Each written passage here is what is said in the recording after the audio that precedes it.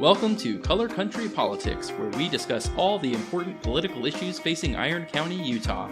Our guests include elected officials and community leaders in or representing Iron County. This is Episode 8, A Drug by Any Other Name. Hi, welcome to Color Country Politics. I'm Jennie Hendricks. I'm here with Jesse Harris. And we have a wonderful guest today. I'm so excited. We've got Sergeant David Evans from the Cedar City Police Department. And our topic today is opioids in Iron County.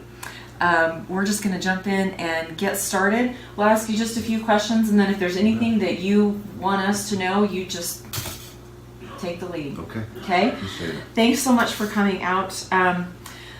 Let's first talk about what are opioids. So when people talk about opioids, what does that mean? We're generally talking about two forms: synthetic opioids, pharmaceutical opioids.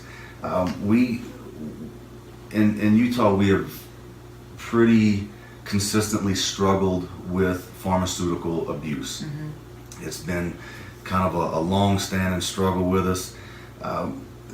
One of the discouraging parts for us is that generally or often begins pretty innocently. Yeah. A young person is in a vehicle crash, or a young person is in an athletic event and gets injured. They are required or need medical attention. Post-surgery, during surgery, they begin to be given the opioid, whatever that might be.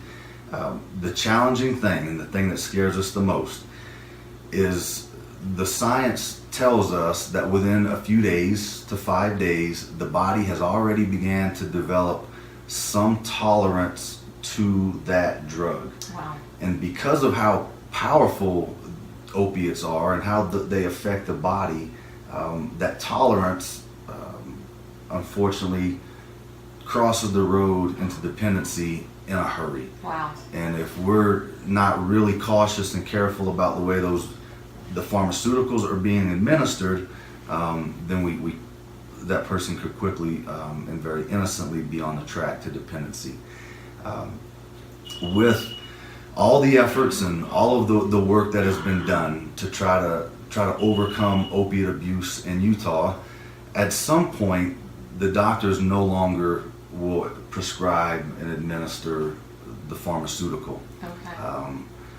The sad thing for that person, that patient who began, that medical treatment, like we said, very innocently, mm-hmm. their body has already, in some cases, long developed a tolerance and the dependency to that drug.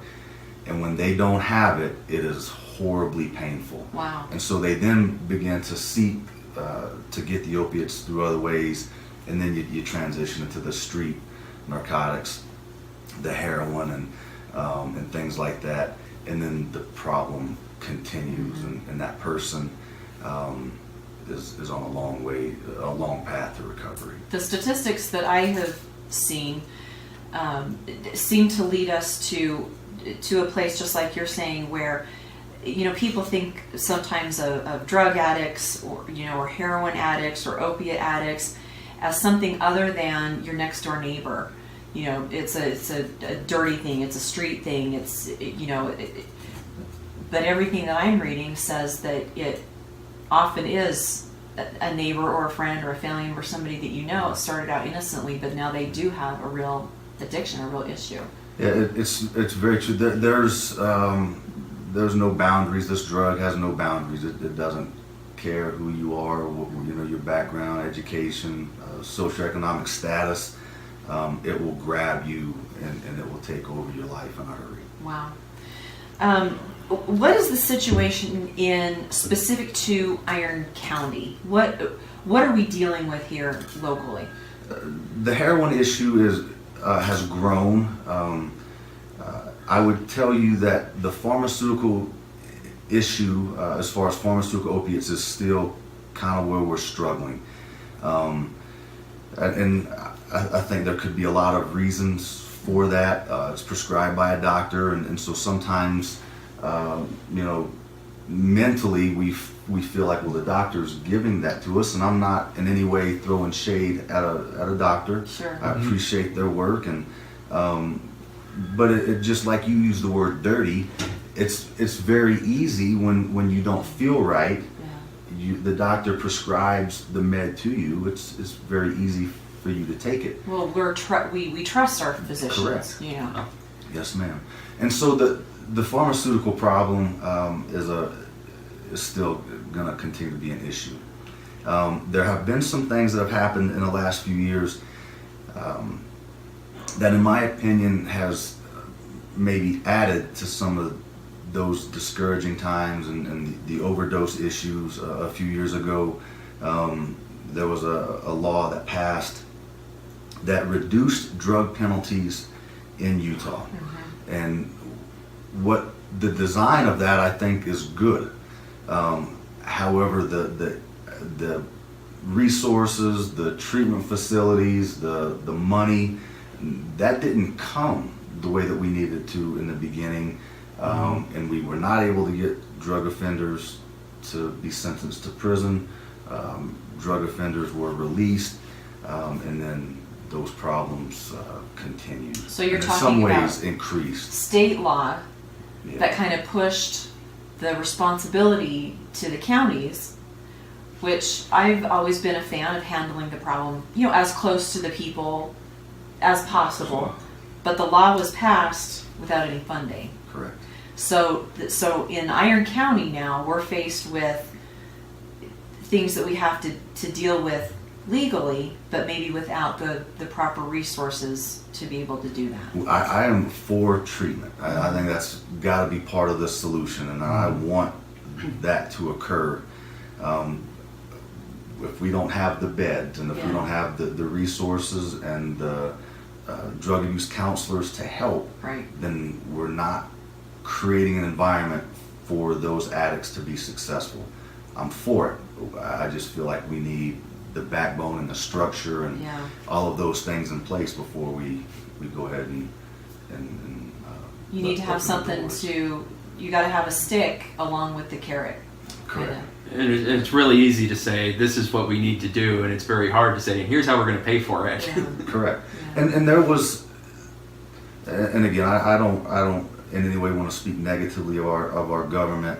There was some talk about money and resources. We just didn't get it. Yeah. Mm-hmm. And so, like I said, the idea I think is good and genuine and helpful. I just think that, like maybe we put the cart before the horse. Yeah. So, as a community, given that we are where we are, what do we need to be aware of? What can we do to sort of help ourselves, I guess? Yeah, I appreciate that question a lot. And I think personal responsibility is a really big thing. Mm-hmm. However, when that person has been put on that path, whether it be innocent or whether they chose to begin using opiates for whatever reason that might be, we need to help them. But I will tell you, and I'll be a little bit defensive maybe of the police department. I have never let anyone out of jail. I don't get to set bail. I don't get to sentence them. We don't get to do any of those parts. Yeah. And so we get to be the investigative arm and file the charge. And then we need the courts, and we need adult probation and parole if they get involved. We need all the parts of the law enforcement section to work, and then outside of that those webs got to be a little stronger. Mm-hmm. The medical industry, the doctors, and the physicians, I think, should be a part of that solution. And then if we can get all of those pieces together, including the individual person, you be personally responsible for the struggles that you're having. And then I think when all of those pieces work together, then we start to see some healing. Sure. But if you were to knock off one of those arms and fracture the relationship, or one of those pieces were not present, then I don't think that we really help like we could. Okay. So It sounds like being aware of the dangers too can help everyone be a little more aware for themselves and those around them of, hey, you know, you just got a prescription for Vicodin. I'm gonna keep an eye on you and make sure I help you if it looks like it's getting too out of control. You know, something that we can individually do to jump in, knowing that it's a danger. You know, I've had them prescribed to me before, and I look at them scared, and I'm like, okay, I'm gonna go like a day and a half, and then see if I can stop, because I know how quickly that can snowball. So that's you know, speaking to the personal responsibility, I think that we all need to know and be educated. We trust our doctors, and I think that that's good. But what is this potentially going to do to me? Right. What are these oxys? How am I going to respond? All of the potential dangers, and then you know, we're almost to 2019. I just think that we cannot ignore the dangers of what the drugs do. They work. Yeah. Opiates work. Yeah. And they're designed to block the pain, and they do. None of us want to feel pain, and so it creates quite a difficult dynamic. And the doctor-patient relationship, but personal responsibility, I think, is a good place to start. I read an article several days ago that talked about pills being laced with fentanyl, and you know, and that had happened to a group of young people who, you know, were at a party and they were good kids and they never done drugs before, and someone said, hey, why don't you try this? They didn't know what it was, and 2 of them died that night, and they were 19 years old. Is that something that is happening in Iron County? Is that something that isn't as big of an issue here? You know, back in my day, we didn't have that issue. We had other issues, but you went to a party and if you were offered drugs, it wasn't going to kill you that night. You know, are you seeing that here in Iron County? Not much. Okay. Occasionally, we deal with a drug overdose involving fentanyl. It is so dangerous. Really, like some small granules of fentanyl are lethal. A couple years ago, we had a young guy that was really pretty reckless and dangerous, and thank goodness that we were able to take care of that problem. And he was ordering fentanyl from China using bitcoins, and it's fairly, you know, easy to do. And thank goodness that we haven't had a huge issue with fentanyl. Scares the daylights out of us. I'll bet. How much of that do you guys pick up on just going up and down I-15 versus what you deal with our own community members? So for the Cedar City Police Department, it kind of spills over in our community from the larger communities around us. Denver to the north, LA, Vegas, and along with that I-15 corridor, the Highway Patrol, the DEA, are much more present with large scale loads like that. I don't want to tell you every day, but several times a week. Those guys are taking off big loads, and it's not necessarily large loads of fentanyl. I'm talking about a variety of drugs. And methamphetamine is still a problem, even though we don't have the lab type situations like we used to. It's still being moved. Marijuana, some cocaine. Wow. Yeah, if you look at the police blotters, you can just see the charges, like 75% of them are drug related, and so many times they arrest her for someone out of state. Many times they are, and I-15 runs right through the heart of our community, and it's going to spill over into our community. Right. We're in a great place to live. There's some bigger populations and bigger places around us, and those problems come here sometimes. Yeah. Let me kind of switch gears just a little bit. We were talking earlier about Prop 2, and we've had some guests on talking about Prop 2 and you know, what the potential impacts are. As everybody knows, Prop 2 passed.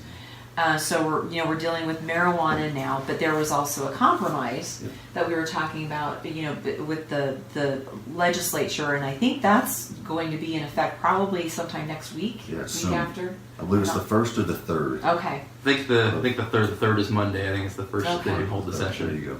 Yes. So, looking forward, what is that going to have an impact? What do we need to be aware of there? Yeah, I think it will. Our argument has always been that the THC, as long as it's going to be allowed, the THC is the psychoactive property that causes the head change. And the head change is the thing that worries us, and the judgment, impaired judgment, and driving, and just every day how you interact with your children. Are you going to be safe at work? And there are probably lots of different things that could kind of come in and mitigate that, whether they could test positive at work, how much would they be allowed to, where's the threshold? Right. There's a lot of things. Right off the bat, that's the thing that's always been our concern. There is I want to say 112 cannabinoids somewhere near there. I might be way off. Somebody's gonna cross-check. It's a large number either way you slice this it. podcast. Somebody said that guy doesn't know what he's talking about. Somewhere near 112 or something like that.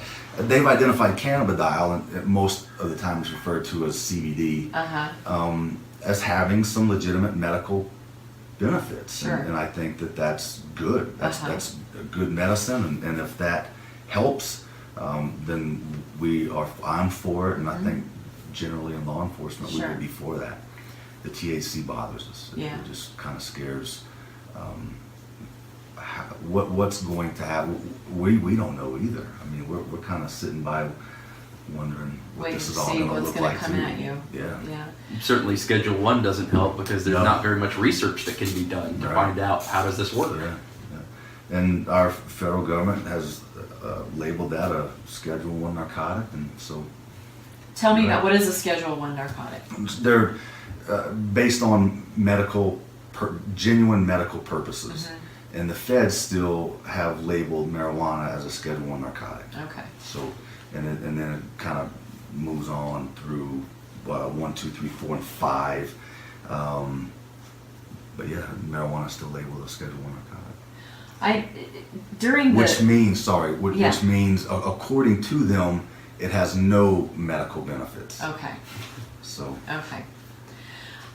During the debate leading up to that ballot proposition passing, a lot of the arguments that I saw had to do with the legalization of marijuana versus opioids, and the argument was sort of presented like if you legalize marijuana, it's going to cause the opioid crisis to decline because it was sort of an either or choice.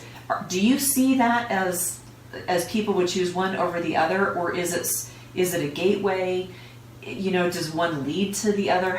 What is your experience with that? I'll tell you that this, my next comments are probably going to generate some energy with some. I have had the opportunity in 17 years of interviewing, I'll tell you, thousands of drug addicts. Wow. I don't know how many, but thousands of them. In 17 years, if I really thought back and went back to research all of those cases, I might find, I'll bet, less than 3 human beings who did not progress through their drug path and did not start with marijuana. Wow. No kidding. I know that it frustrates people for law enforcement to label it a gateway drug, and I don't want to discourage them or frustrate them. And you asked for my experience. That is my experience. Wow. What would you attribute that to? Is it just ease of availability, low cost? Some of that is ease of availability. Some of it potentially was peer pressure. Some of it, I don't know. I Yeah, think why- a lot of why that would be does anybody- speculative. yeah. Why would anybody want to Get involved in get that. involved in Yeah. drug use? They do. But they do. So, ma'am, that has been the number would be, and I might not even be able to find 3. Wow, It's- that's it's, amazing. That's amazing because that was a really prevalent argument. So marijuana does when you talk about opiates, marijuana makes you high. Yeah. When THC is present, the cannabidiol is a different issue, but when THC is present, it makes you high. Uh-huh. You develop the same tolerance, the same type of physiological changes inside of your body occur, not to the degree when you're taking an opiate, Right. but they still occur, and over time your body craves that feeling. That's just the way the body works. I think from what I have read and talked to people, it's not just the physical, but it's a psychological addiction. And maybe I just made that term up, but there's people want to escape. People want to just chill. People want to just not care for a minute, and so you develop that psychological sort of aspect to it as well. I would buy that. I think in a lot of cases, life is hard sometimes, Right. and maybe there's a lack of coping skills, Yeah. and people often turn to those ways to, like you said, to escape and forget about it. Interesting. You can see the same things happening with alcohol addiction Oh, sure. too. Yes, Is, sir. people find they find something that makes them not think about what their problems are, and Yes, sir. it can snowball very Yeah. very rapidly. Yeah. Interestingly, on the point of would medical marijuana lower opioid deaths, that hasn't seemed to be the case in Colorado. Oh, Over the right. last 4 years, they've had recreational use. You can get it for whatever. Their opioid deaths are still increasing there, so it doesn't seem to be That's a interesting. direct correlation, at least there. And I think I saw a few other states where they had collected a few years of statistics and saw, opioid deaths are still going up. So it's hard to tell whether marijuana does become a replacement if it's just that it's not being prescribed properly. It's hard to tell. There's so little data available, but Interesting. I think some of that does come back to the problem of there's very little research because of the federal restrictions that are in place. Well, as speaking just to our community in general, what are some things that we should know? What are some things that we should do? What are some things that we should be aware of? From your experience, this obviously is an issue here. It's something that we are dealing with. What are your thoughts on that? What do you have to tell the community? I assure everybody, the two of you and everybody who might hear this and everybody that I get to interact with, we are not going to back down. The police, we're just not going to go away. Unfortunately, we have had to put a lot of young people in bags and body bags and investigate those overdose. And it is there's no more serious offense that, maybe some more serious offenses that we could take into consideration. But we're not going to go anywhere. Yeah. And so What a devastating thing to put a young person in a body it bag. is. I can't even imagine. Those dynamics they hurt everybody. Wow. The family, and it hurts me, I'll tell you. Yeah. It hurts to have to do those things. So what to do? We're going to keep doing what we're going to do, or all that we can. I just want the other parts who are involved to do all they can, and then we need to get, we've talked about education, we need to get our community to really understand what is going on. I think that we have this great city, we live in a beautiful part of our world, all the seasons that come and go, and we really are fortunate, but we have big problems, specifically with this drug. And if we, for any amount of time, continue to think that it's not a problem, or that members of our community believe that it's not, unfortunately for me, I'm going to keep burying them Wow. and picking up those dead bodies because of the problem. So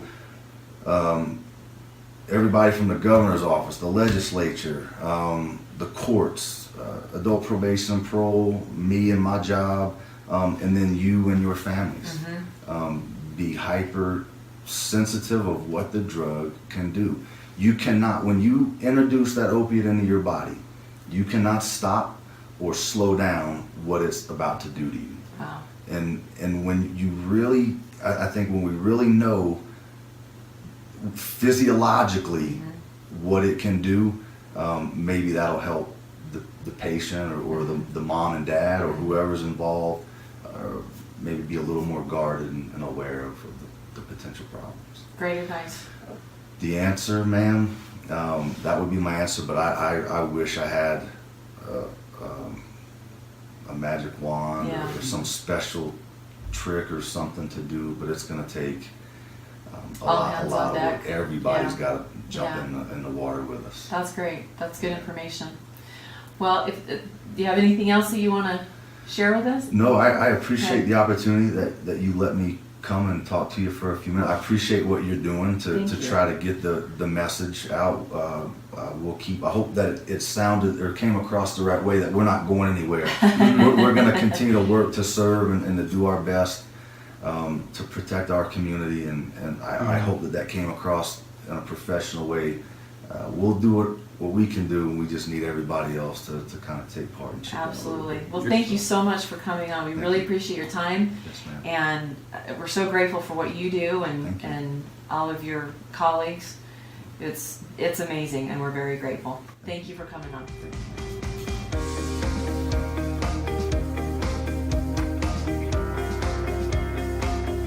You've been listening to Color Country Politics, a production in cooperation with Utah Politico Hub and graciously sponsored by Century 21 Prestige Realty at 121 North Main Street, Cedar City.